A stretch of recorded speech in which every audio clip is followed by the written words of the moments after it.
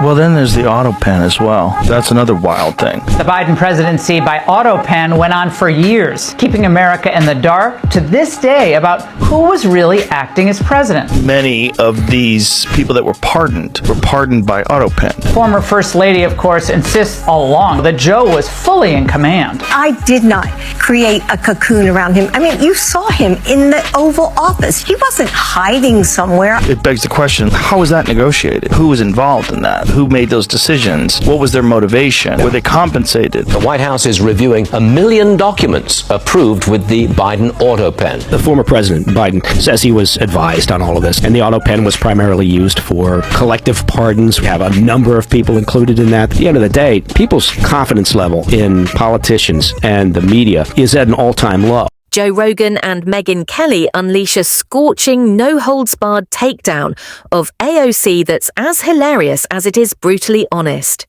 With Joe's raw, unfiltered wit and Megyn's razor-sharp precision, they systematically dismantle AOC's performative politics, glaring contradictions, and over-the-top emotional theatrics, delivering what feels like a masterclass in reality checks.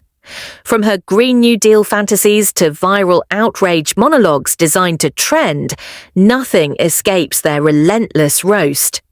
If you ever thought AOC was untouchable, this dynamic tag team obliteration proves she's all style and no substance. And just like that, the unforgiving spotlight has finally turned on her. And as it turns out, it's not going anywhere anytime soon. He accidentally told us their entire plan years ago. We know he wasn't really running the country. When we disagree, it'll be just like when Barack and I did. It's in private. She'll say, I think we should do A, B, C, or D. And I'll say, I like A, don't like B and C. And like I told Barack, if I reach something where there's a fundamental disagreement we have based on a moral principle, I'll develop some disease and say I have to resign. We don't have that. We haven't. They let him talk. Joe Rogan wasn't even trying to hide his amusement. The smirk was already creeping across his face well before he uttered a single word. You could immediately tell that something had tickled his brain. A perfect storm of confusion, curiosity, and pure comedic gold. And right at the center of this whirlwind was Alexandria Ocasio-Cortez, the social media congresswoman who somehow manages to turn every single issue into a one-woman Broadway production all about herself, complete with drama, flair, and non-stop.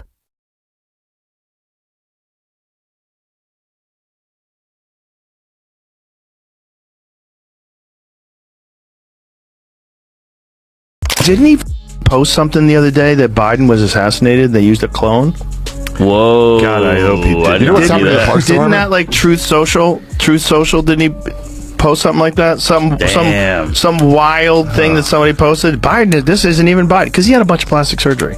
He had his face pulled back like a lizard. Do you know what they're actually doing at the Forest Department?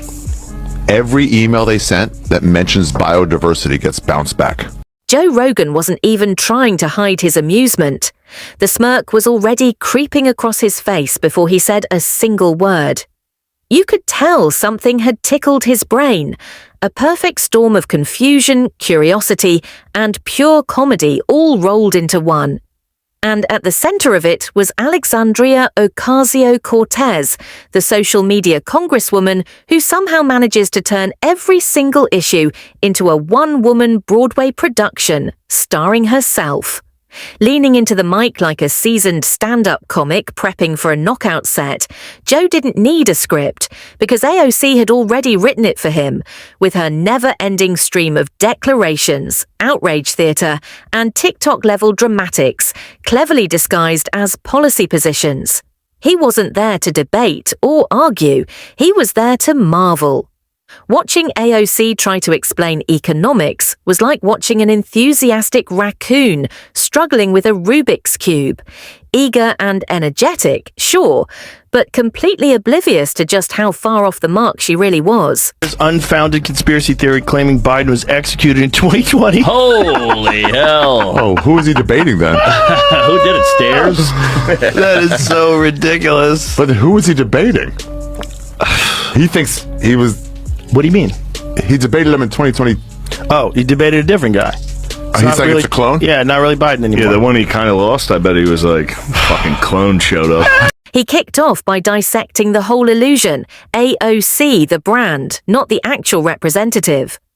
Because let's be honest, she's less a member of Congress and more a content creator with a congressional badge. Joe joked that if likes, shares and retweets actually translated into real laws, AOC would already be the undisputed president of the entire solar system. But sadly, legislation isn't a Snapchat filter, and reality doesn't bend just because you slap on a catchy slogan or go viral on social media.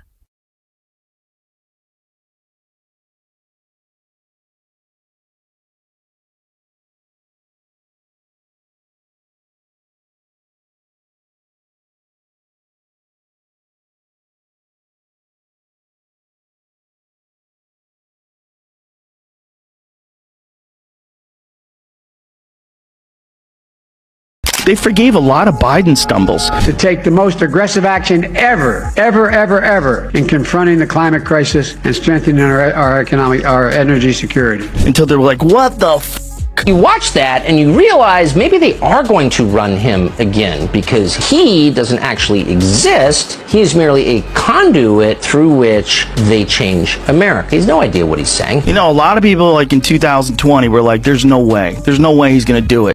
Destroying Medicare. Don't give him the proper medication to keep him up and peppy. Let him out there all confused. And apparently he had a cold at the time, too. In fact, pay 8.2% in taxes. If they just paid 24%, 25%, either one of those numbers, they'd raise $500 billion, I should say, in a 10-year period. The Biden administration, the people didn't want him to step down. Make sure that all those things we need to do, child care, elder care, making sure that we continue to strengthen our healthcare system, making sure that we're able to make every single solitary person. Supposedly Jill did not want him to step down. But then there's the cancer thing. How do they not know that he has cancer? AOC has mastered one particular skill, Joe pointed out, the art of talking in endless circles while maintaining a completely dead serious expression. She can confidently spout outrageously incorrect statements with the assuredness of a seasoned neurosurgeon. Mid-sentence, Joe marveled at how she strings together buzzwords and phrases with just enough emotional charge to confuse young voters into believing she's dropping profound knowledge, when in reality, she's merely rearranging political bumper stickers into a new flashy pattern,